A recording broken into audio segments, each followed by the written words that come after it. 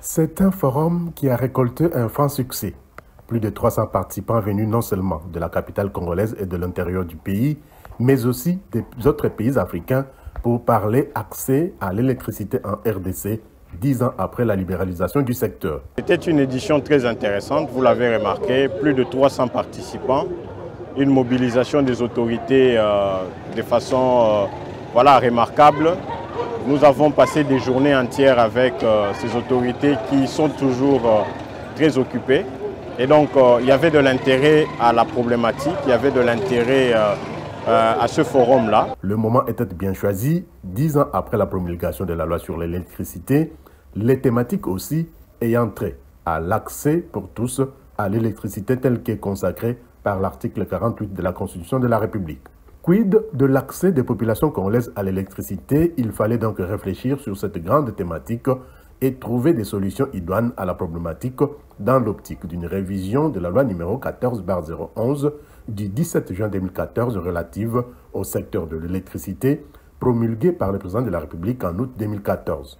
Que retenir alors de cette deuxième édition du Forum national de la société civile sur l'énergie en République démocratique du Congo? D'abord, une évaluation a été faite de façon approfondie des 10 ans de la mise en œuvre de la loi.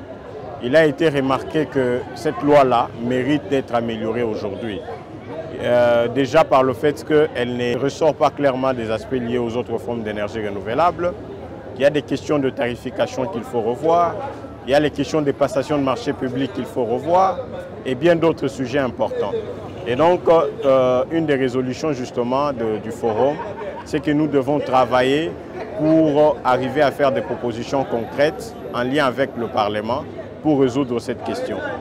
Nous avons parlé du financement du secteur de l'énergie. Qu'est-ce qu'il faut retenir? C'est que le secteur de l'énergie est sous-financé. Et la preuve, c'est qu'on a passé plusieurs années sans que l'on ne produise de l'électricité.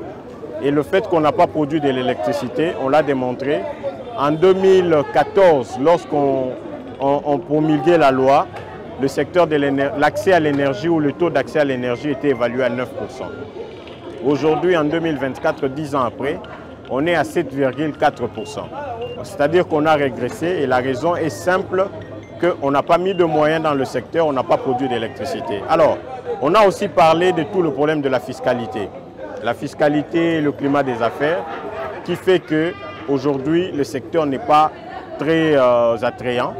On a parlé du projet Grand Inga, où il a été clairement démontré que la RDC n'a pas une vision claire, on n'a pas une vision congolaise sur le développement du projet Grand Inga. Nous avons parlé bien au-delà, n'est-ce pas, de toute la question de la planification énergétique. Il y a une politique qui est en gestation, mais le pays a passé plusieurs années sans politique de l'énergie. Le pays a passé plusieurs années sans une planification énergétique. Ce qui fait que nous devons avoir un plan d'électrification qui intègre les autres secteurs de développement. Parce que sans cela, rien ne peut se faire. Autant de problèmes évoqués au cours de ces assises pour donner enfin un coup de pouce à ce secteur primordial pour le développement de la RDC.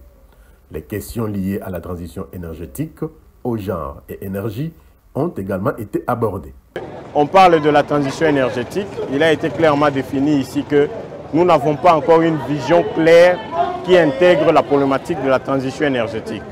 On dit que nous sommes pays solution, mais on est pays solution par rapport à quelle stratégie que nous mettons en place pour que être pays solution pour les autres nous rapporte. Donc il a été clairement ici dit que le cobalt et tout ce qui se développe en termes de transition énergétique n'est pas au profit des communautés locales. Finalement, c'est la question du bois énergie qui était aussi au centre des discussions. La RDC consomme, ou le mix énergétique du pays, utilise plus de 95% le bois énergie que les autres formes d'énergie. C'est-à-dire qu'il y a un problème. Et donc, s'il faut qu'on y aille, il faut qu'on mette en place des stratégies claires, des bonnes stratégies pour améliorer la cuisson propre. Alors, aussi une autre chose, c'est que la femme est sous-représentée, elle n'est pas forcément appliquée dans le secteur.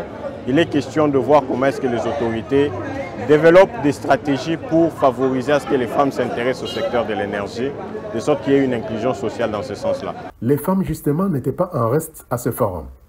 Il a été relevé quelles sont les premières victimes du manque d'électricité.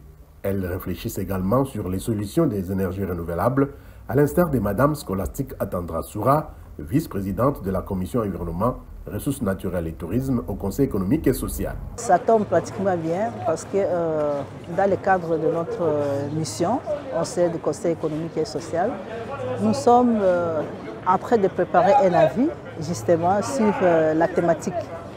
Donc nous sommes en train de réfléchir comment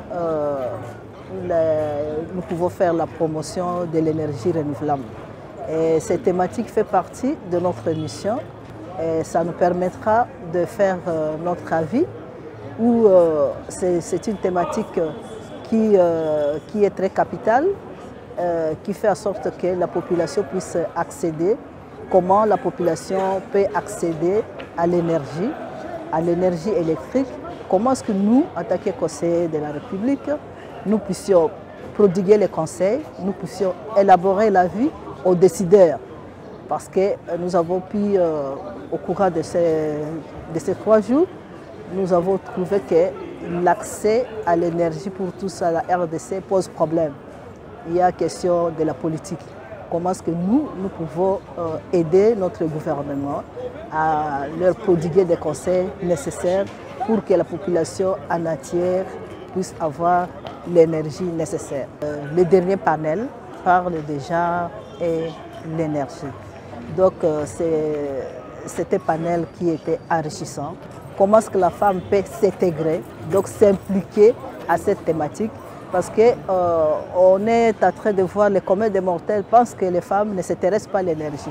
Et pourtant, ce sont les femmes qui sont impactées pour ces problèmes. Elles sont toujours obligées de travailler avec les bois morts. Nous avons vu les témoignages de la population donc, qui est affectée, la femme affectée, impactée par les projets qui vit à Inga. Et sur place à Inga, là où elle est dans la source, elle est dans la casserole, la nourriture qui est préparée, mais elle ne bouffe pas parce que justement, elle n'a pas accès à cette énergie. Ça pose problème. D'où la femme doit s'impliquer, s'intégrer. Les recommandations ainsi formulées seront adressées au Parlement, au gouvernement de la République et à toutes les autres autorités impliquées dans le secteur de l'énergie.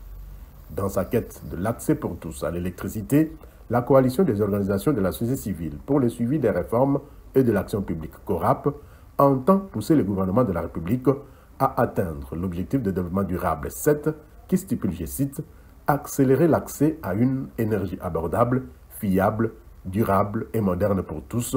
Fin de citation. Paris gagne donc pour la CORAP et ses partenaires cap vers une 3e édition pour enfoncer les clous et permettre à la population congolaise d'accéder effectivement à une énergie durable, abordable et à moindre coût. Vous pouvez compter sur notre ministère pour être toujours à jour.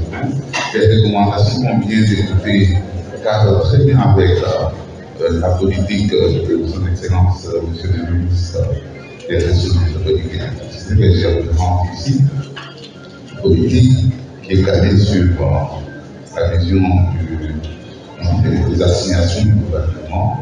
Encore une fois, remercier les organisateurs du Forum national de la société civile sur le secteur de l'énergie et sur ce que je déclare clos les travaux de ce forum. Merci encore.